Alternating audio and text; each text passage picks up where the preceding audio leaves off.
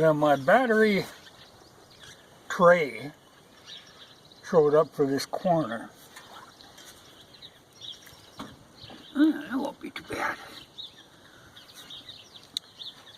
So I can put that in, but first I got to figure out, this is the actual corner. And it's kind of nice.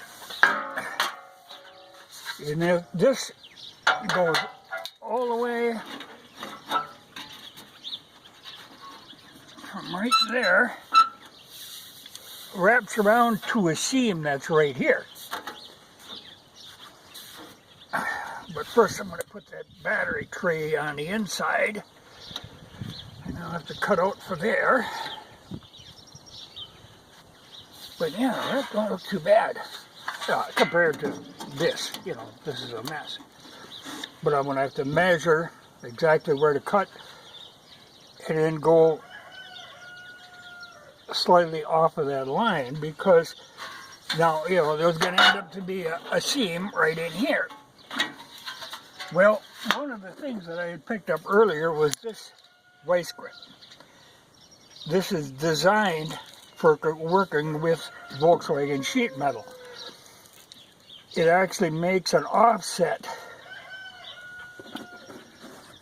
so that you can overlap the parts and then weld them.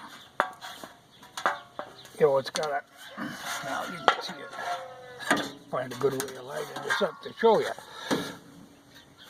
This kinks that little offset in there. So you can overlap them and it makes it flush. Interesting idea, but like I say, Volkswagen, very thin metal. But that's what this is designed to do. So I have to make sure to leave enough of that to overlap that. And then it'll be a matter of welding it. Now, this is something I'm not really familiar with wire welding. I've done a lot of stick welding, but I haven't done the wire welding. Just never had the purpose, the reason to do it. It's a good thing that comes up high enough, because there's a spot there too. And I think I have to pound this out a little bit to get it to line up. That's been dented back a little. But I do have, my brother had picked up a wire welder years ago, but it's the flux core kind. And I tried it the other day, just screwing around with it, and it'll run fine off my generator. But this thing he had bought, like 30 years ago at a rummage sale. So it's an older one, but it is a US made one, and like I say, it works fine. So we'll try that. If not, at least I can use that to tack it into place. And then he does have a wire welder that is the argon gas type. And he does welding for a living, so this is no big deal. I could get him to, but I got to tack it into place first to get it to where I want it to be. But that'll make a world of difference, and that'll support my battery. But I want to play around with that, but I'm going to get it over to the garage first. And like I say, mark it and cut it, and then use this device to crimp it where I want it to be. But after I get this cut out, first thing I'm going to do is put this battery tray in. And that'll give me the support for this bottom corner here.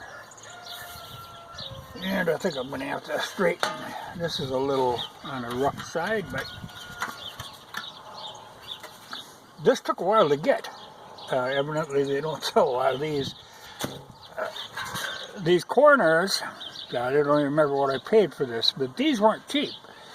This corner. Like I said, the other corner I don't really have to replace, but the battery really screwed up this one.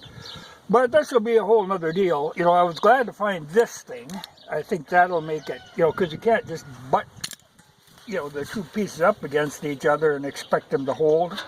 But that overlap, that's going to make it a little easier. But I'm just going to have to play with that wire welder and see how good I can do that.